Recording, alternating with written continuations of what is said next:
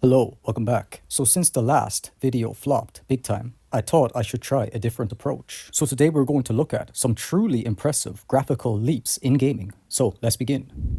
So for this video, I will mostly demonstrate the leap from 8-bit to 16-bit. So if we start with Mario, these were both very early titles for their systems. And as we switch through the games, you should be able to notice a drastic difference. Way more details, brighter colors, and you also got to experience major advances in gameplay. Instead of just running and jumping, you were given new abilities, like flying through the levels, with mechanics that required skill to master. And this is exactly why there was so much hype for the next console generation, as you were excited to play what you had, as this was the current standard for the time. And even if we compare the final boss battles, this is what was considered the epic final climax. But now you get detailed faces to truly visualize the characters from this universe. But it wasn't just the first party titles that received this type of treatment. As we can see, a third party title like Batman released on multiple systems. Then comparing to the next generation of Batman games, it's just an insane jump in all regards. The detailed sprites, the variation in gameplay,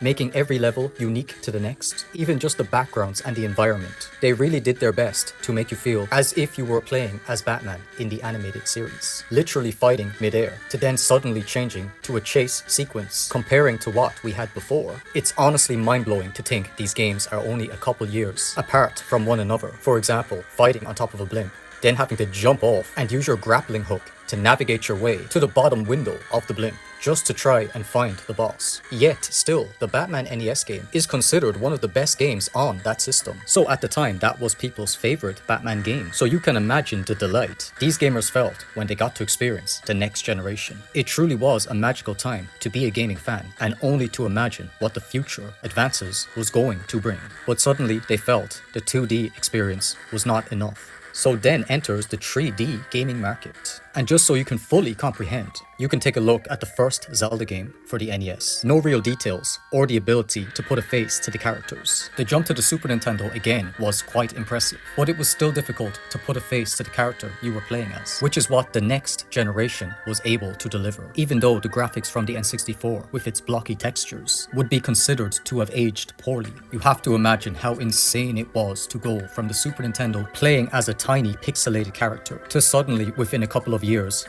get to experience a full 3D world of Zelda. It has to be one of the biggest jumps in gaming history. And just to quickly compare what a graphical leap in gaming today looks like, we have Demon's Souls for the PS3. And you may be thinking, well, the game on the right does seem to be graphically improved. But this is not one generation of difference, as the right is a PS5 remake, meaning this is the leap you get for waiting 2 generations to enjoy the new benefits. I mean, if you had to compare to the games I featured before this, even with this having the advantage of being 2 generations as opposed to those being 1 generation apart from one another, this type of jump is literally a joke in comparison. It just looks a bit more detailed, but there is no new gaming mechanics added or new experience to enjoy. But yeah, to close the video off, I will just demonstrate some more graphical leaps I found quite impressive from 8-bit to 16-bit. So yeah, thanks for watching. Bye bye.